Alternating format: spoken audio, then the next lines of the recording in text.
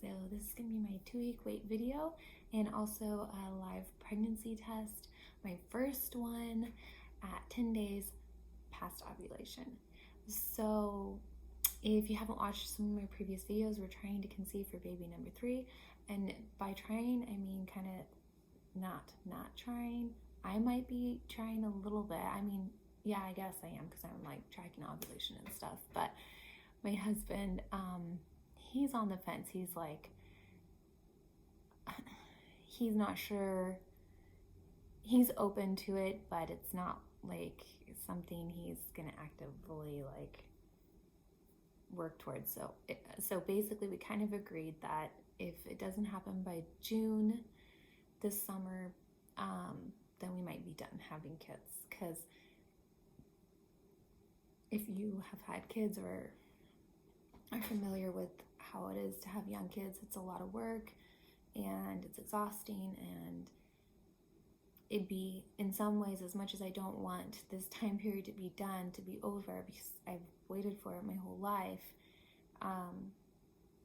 it would be nice to have the hard parts be over and move on. I don't know, I think it's hard to argue, because there's always going to be hard parts at every age of every stage. At every age, I think I meant to say. But anyways, newborn is really hard. The first 2 years, I think, for us especially, are hard because I have made decisions to do like biological breastfeeding, which is basically breastfeeding like at any moment's notice all the time, round the clock, and then co-sleeping. So that adds to the difficulties of being a new parent, because you're at the beck and call, like literally 24 hours a day. And I know everyone is, but when you're doing the ecological breastfeeding, it's like a lot of breastfeeding. So anyways, now I haven't been doing ecological breastfeeding lately because I did an updated video about that, which I do. So I will explain how I night weaned, but we've night weaned, and actually we got down to feeding just 3 times a day.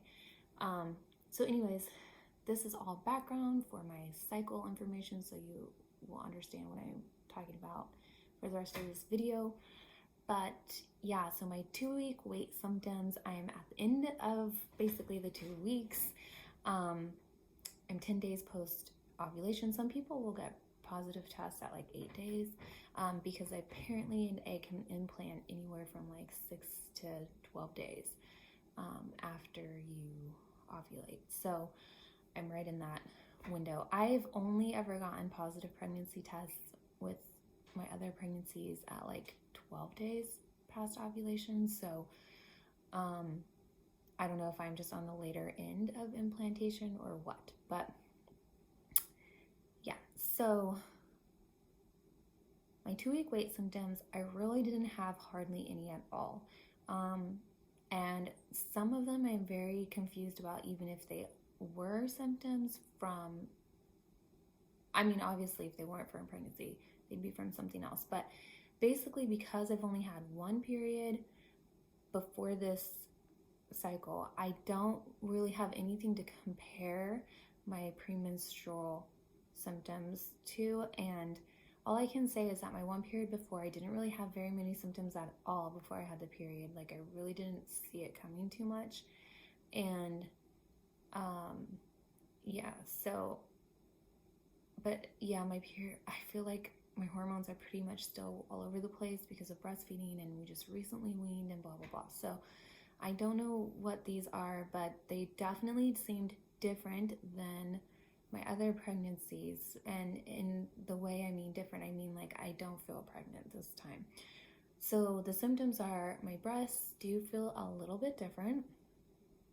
They feel kind of like, they're not sore. They feel kind of tingly, almost like if you've breastfed, then you'll know the sensation of like making more milk. It feels like a little bit like that. And I don't know if that's just because I just weaned him a whole bunch and it's still, my breasts are still kind of adjusting, or if it's a pregnancy symptom.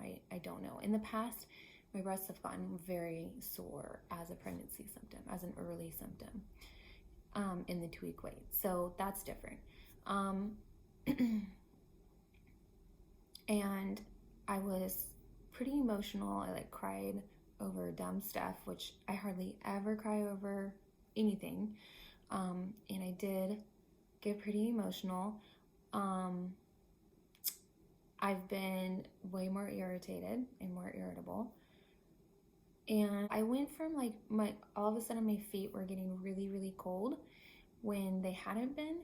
And then I kind of like went into this time where I was getting really hot. So it was kind of like back and forth, feeling really cold and really hot, I guess. And that was just interesting and different. Our weather has been kind of changing here. It's like pretty much going from cold to hot right now. We're having an early spring. I'm in California, and it's actually it's like in the 70s today. So it is kind of in a transition. So I don't know if it had anything to do with that, but like the feet being cold was weird because I wasn't really doing anything different. Like all of a sudden I had to put on double socks to keep my feet warm when I hadn't been needing to. So I think those were pretty much my only symptoms. And then yeah, I'm going to insert the pregnancy test clips here, and then I'm going to come back and talk more. Good morning. So this is my official first test day. It is 10 days past ovulation. I have never gotten a positive on this day before, even when I was pregnant, so I don't expect one, but I also don't really feel pregnant at all.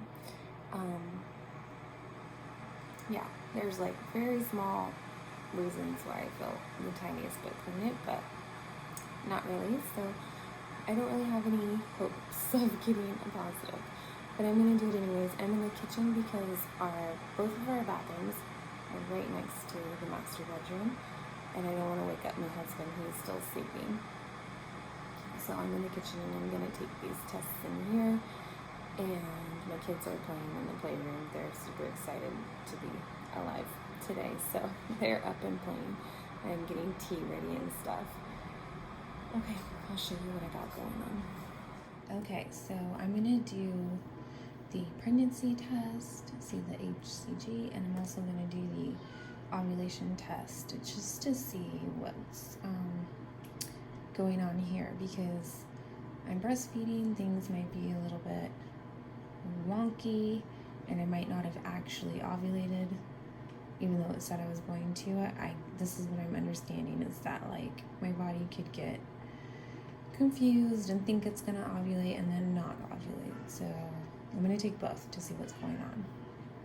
So I'll show you. Okay, so I both just dipped them in a small little pool of urine in a cup, and my first morning urine, because it's stronger, and they're gonna go across, and then I will show you the results. It's gonna take actually, honestly, in my experience, they show positive pretty quickly if you are pregnant. Even if there's a faint line, they usually come up pretty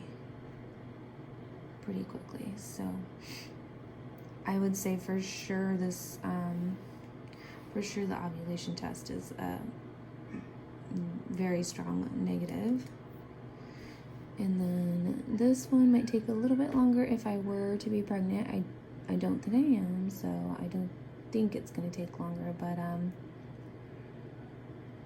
it could possibly. So that's what's going on. But yeah, this is like this ovulation test is like the most negative I've gotten in all of the ones I've taken. So that's kind of cool to see. And that one, yeah, I don't see anything. No line. I know I haven't waited the full time, but in my experience, even with the faint line, it shows up faster than this. So I'll let it sit for another 3 minutes. But so like I said, I wasn't expecting it. But I will take another one the next few days. I'm gonna keep doing my progesterone cream because even if I'm not pregnant, I want that to keep going. It will help me regulate my luteal phase, because your luteal phase is from the time when ovulation ends to the time when implantation is done, so that you know your baby's gonna stick around. And you have to have a pretty good window, at least 10 days for that. So I've hit at least 10 days, which is great, but 10 days is on the low side. So I'm gonna keep my progesterone from going until 14 days, because that's pretty good. And actually I'm gonna do 13. I decided to do 13 days. So by March 1st, I will not be doing the progesterone cream anymore. And when you stop, then it pretty much triggers your period. So I'm gonna do that, and then we'll start the cycle over again, unless I'm secretly pregnant and it's gonna show up in the next few days, but I really don't think I am. I really don't feel pregnant. Yeah. So yeah, I'll show you again. It's been the full time now, and I don't see even a faint line. Alright, so have a good morning and the rest of your day. Thanks for following along with me in this. Let me know if you've had any success, or what day in your cycle you're on. If you have any symptoms, I don't know, let me know. I'm curious. I'm excited. There's a couple people I'm following on YouTube who are trying to get pregnant right now, and it's super fun to be doing it with them, even though they don't know what I'm doing, but it's just fun. They have so many followers, I don't feel like commenting it would even, I don't know, they have too much to do, I feel like, but it's fun. It's still fun. All right, so bye. Okay, so now that you saw my pregnancy test, that was from the morning. So it's actually really interesting, because I was sitting and nursing my son and getting him ready for a nap time, and at 9 o'clock, and I started feeling some small cramps, and I said to myself, oh, it feels like I'm gonna get my period. Went to the bathroom, and there was some blood, very light blood, not even in my underwear, but when I wiped, just light bright pink, like how my periods start. So basically I'm thinking it's two things. It's either implantation, or I'm getting my period too early. I really feel like it's the second. I really feel like I'm getting my period too early. I really feel like I'm not pregnant, and I really feel like my hormones are just discombobulated. And so if that's the case, I'm just going to continue doing what I'm doing. I might actually get some, I have it in my cart, my Amazon cart. I'm going to get the inositol and D-Chiro, inositol, I don't know if I know I'm not saying it right. Inositol and D-Chiro, I'll try to link it, because it's supposed to help people with PCOS. I don't have PCOS, I wasn't diagnosed with PCOS, but it's supposed to help you regulate blood sugar levels and everything, and it's got really great reviews for helping people get pregnant. Oh, and it helps with egg quality, which I think, because I'm over 35, I'm 35 right now, and I'm going to be 36 this month, or March. So I feel like, why not? If it helps with egg quality, then why not?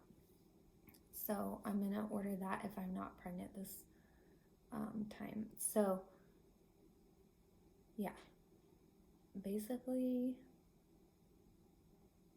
I might be pregnant. This is what happened with my son.